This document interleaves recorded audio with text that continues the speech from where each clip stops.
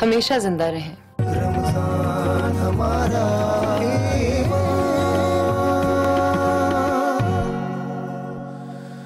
अऊज़ु बिल्लाहि मिनश शैतानिर रजीम।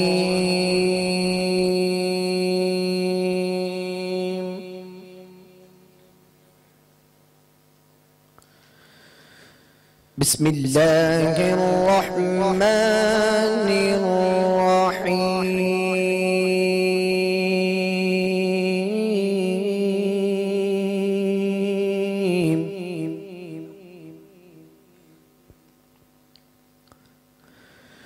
कल्ला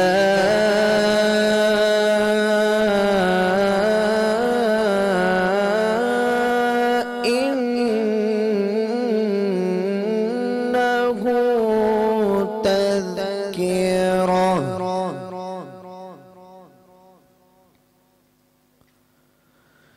फमन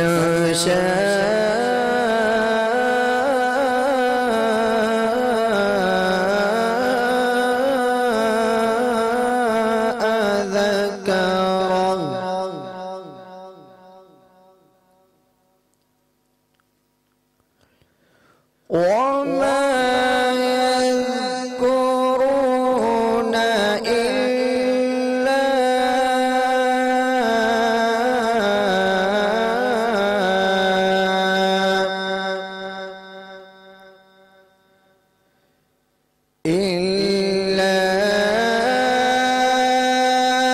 أن يشاء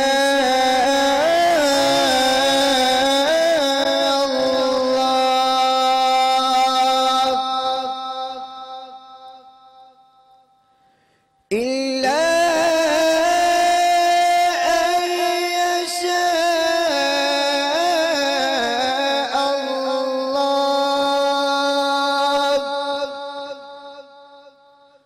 هو أهل التقوى وأهل المغفرة هو أهل التقوى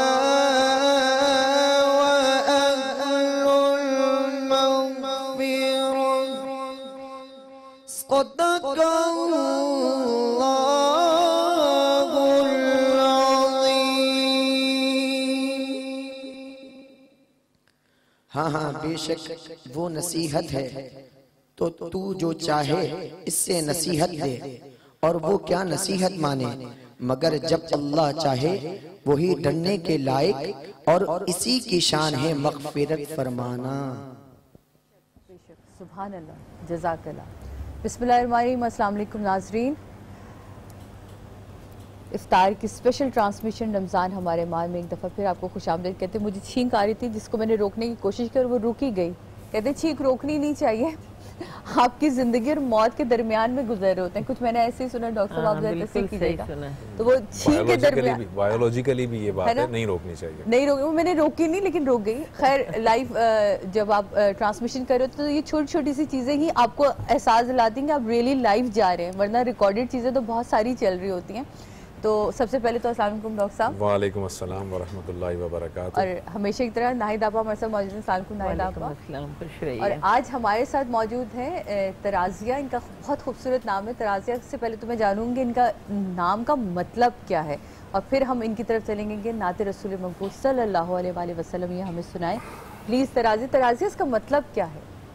अस्सलाम वालेकुम। वालेकुम अस्सलाम। नाम का मेरा मतलब भूल गई, कोई बात नहीं याद है। हुजूर सल्लल्लाहु अलैहि वसल्लम से मंसूब जन्नत में एक झाड़ी है जो हर वक्त तराजियून के नाम से महकती रहती है। सुभान अल्लाह, आप भी इसी तरह महकती रहें और उनके नाम से आप महकिए जनाब। इजाज़त है। इजाज़त।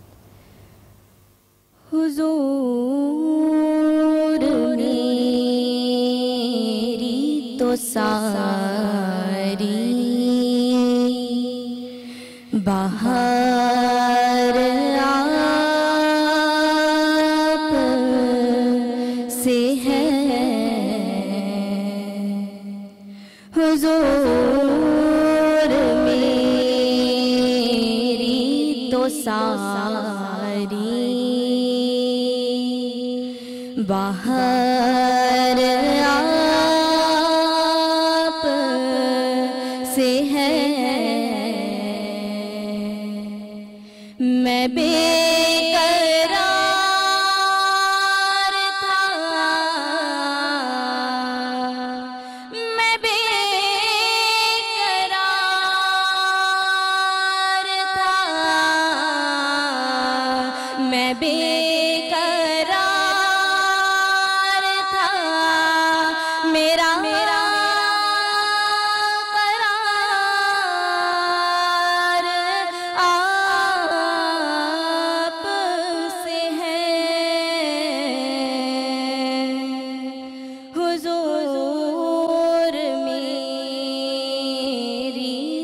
सारी बहार आप से है। कहाँ ये अर्ज़े मदीना, कहाँ मेरी हस्ती, कहाँ ये अर्ज़े मदीना, कहाँ मेरी हस्ती। ये हाज़री का सबब बार बार आप से है। ये हाज़री का सबब बार बार आप से है। मैं बेकरार था, मैं बेकरार था, मैं बेकरार था, मेरा करार आप से।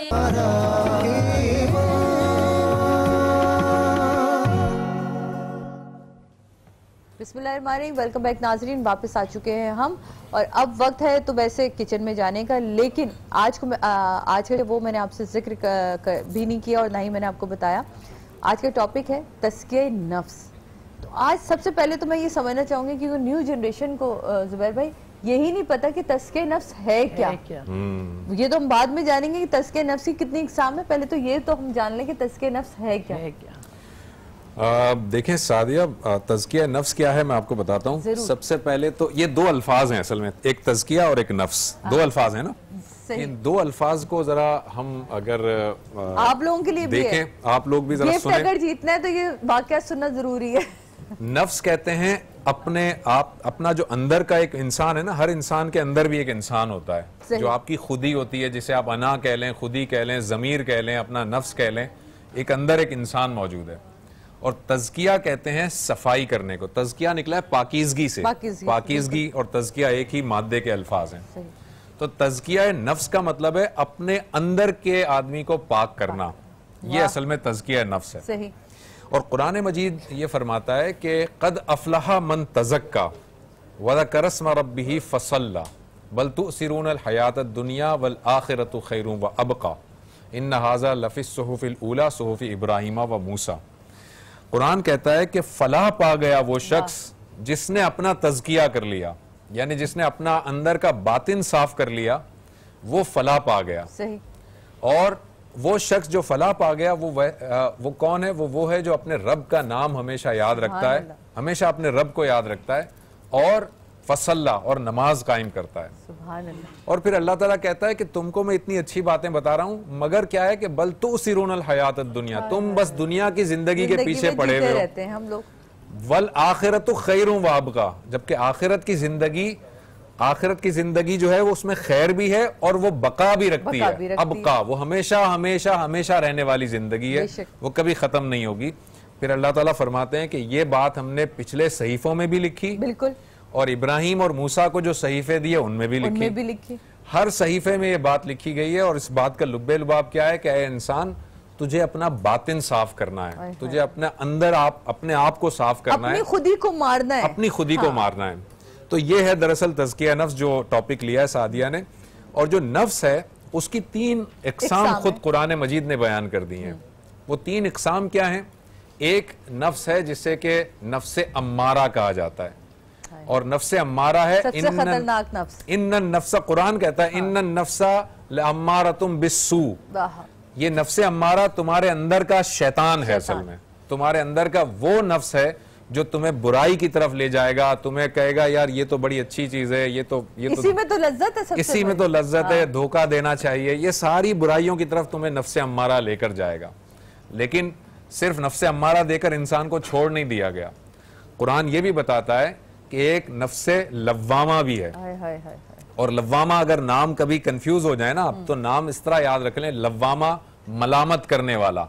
वाह। यानी ये ऐसा नफ्स है जो अंदर ही अंदर आपको मलामत करेगा। आप अगर कोई गलत काम करेंगे ना तो आपको कभी कभी महसूस होता होगा, एहसास यानी कि हो रहा होगा आपको कभी गलत करते हैं ना, तो चाहे सामने वाला टोके ना टोके, आपके अंदर से एक आवाज आती है कि यार जुबैर ये तूने अच्छा नहीं किया, तूने उसका दिल दुखा दिया, तूने अच्छा नहीं किया, आज तूने बहुत ज्यादती कर दी। अंदर से होता है एहसास, बिल्कुल। तो ये जो अंदर से कोई बोल रहा है ना हमें, ये हमारा नफ्से लव्वामा है, ये अंदर से हमें बताता रहता है।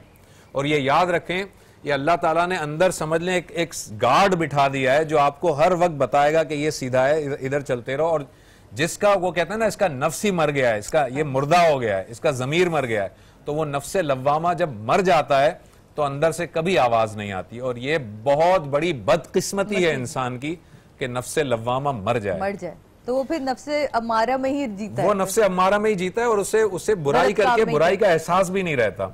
और वो कहते हैं ना कि जब तुम्हें बुराई जब तुम करते हो तो अंदर से एक आवाज आती है, तुम उस पर कान धरते हो तो खत्म हो जाती है, लेकिन अगर तुम कान ना धरो तो अल्लाह ताला तुम्हारे दिल में एक स्याह धब्बा पैदा कर देता है। ज़ुबैर, मेरे यहाँ एक सवाल अपनी तमाम ऑडियंस की तरफ से पूछूंगी, क्योंकि आपके दिल में भी उठ रहा होगा ये सवाल कि अगर फर्ज करें मुझसे कोई खुदा ना खासा किसी की कोई गुनाह सरजद हो जाता है या कोई गलती हो जाती है, और अगर मैंने फौरी तौर पे उस शख्स से माफी नहीं मांगी, लेकिन दिल में एहसास पैदा हो गया कि ये मुझसे गलत हो गया, तो क्या अल्लाह में मेरी नियत को या उसको का जो सिला है वो मुझे दे रहा होगा? बिल्कुल, नियत का जरूर सिला है, और आपने अगर एक पशेमानी आपको हुई है, पछतावा हुआ है, तो उसका अजर जरूर है।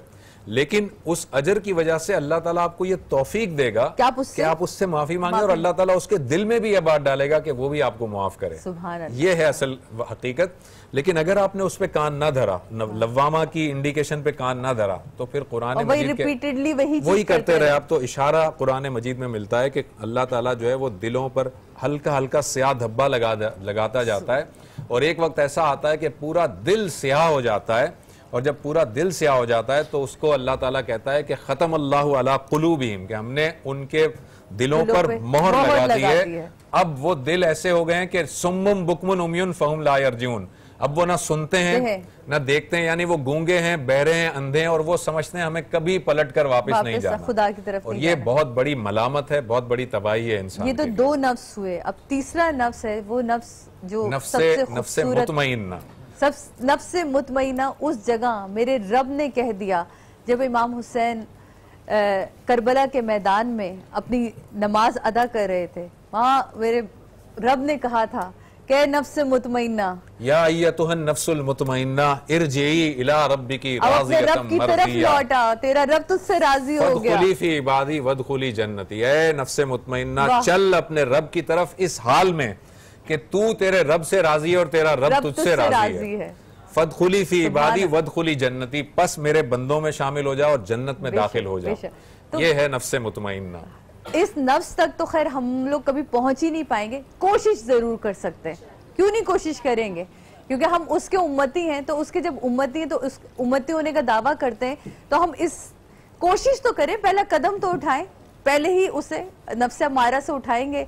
नफ्से लव्वामा जो है वो हमें टोकता रहेगा, हम उसकी बात को बस सुनते रहेंगे तो इंशाल्लाह हम कहीं ना कहीं अपने आप को सही कर पाएंगे, है ना? और इंशाल्लाह नफ्से मुतमइन्ना की मंजिल पे पहुंचे जरूर।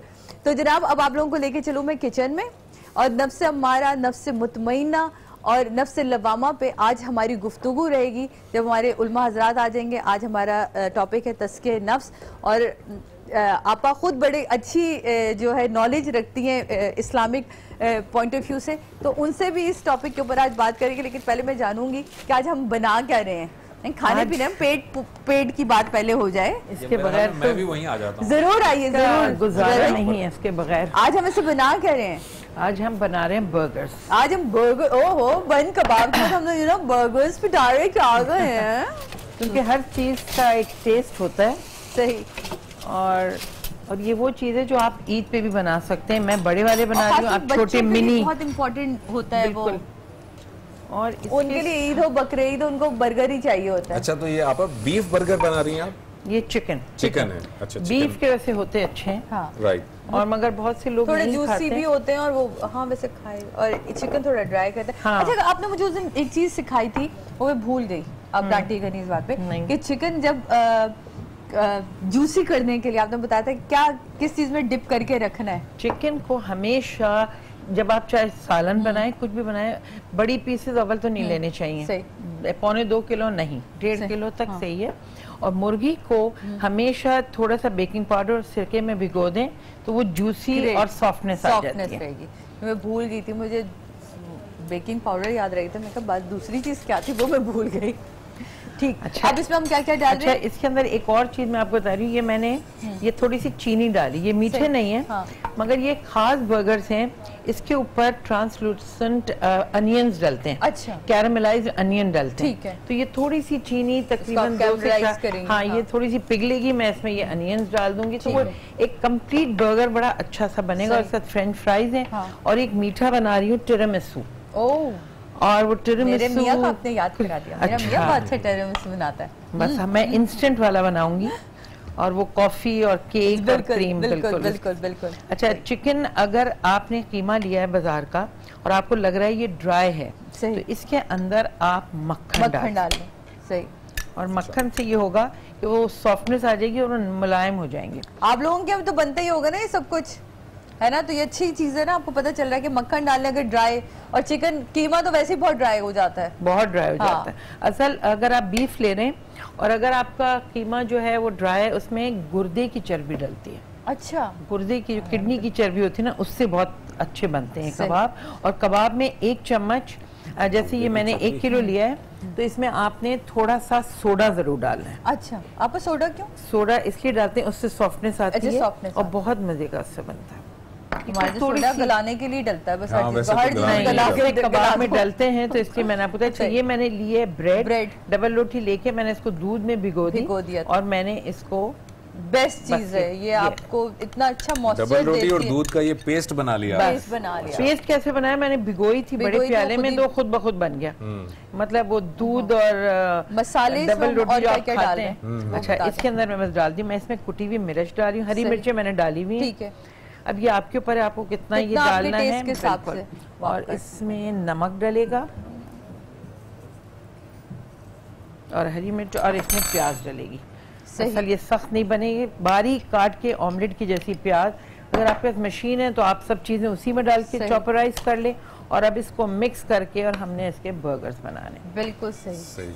आज हमारे साथ, आपको पता है, हमेशा की तरह हमारी महफिल सजाने के लिए जमशेद साबरी ब्रादरान हैं। पता नहीं जमशेद भाई आज क्या, मुझे नजर ही नहीं आ रहे। मैं इधर उधर फिर रही हूँ, जमशेद भाई अभी तक नजर नहीं आ रहे। वो मुझे दरवाजे के पीछे से नजर आ रहे, लेकिन यहाँ नजर नहीं आ रहे सेट पे। वो शायद वो लेट हो गए मेरे ख्याल में। हम एक ब्रेक शायद हमें लेना है। नहीं, मेरे ख्याल ब्रेक लेनी है, एक ब्रेक हमें लेनी है, एक ब्रेक लेनी है, एक छोटा सा ब्रेक हम लेंगे। यहाँ पर हो गया ना, इंग्रेडिएंट हमारा कंप्लीट हो गया, तो एक छोटी सी नाज़रीन ब्रेक लेते हैं और ब्रेक के बाद आएंगे तो हमारे लिए जो है जमशेद साबरी साहब भी यहाँ मौजूद होंगे, उनसे हम कलाम भी सुनेंगे, हमारे कुछ गेस्ट भी होंगे, और आज का मौजू है तज़किया नफ्स और नफ्स की अक़साम।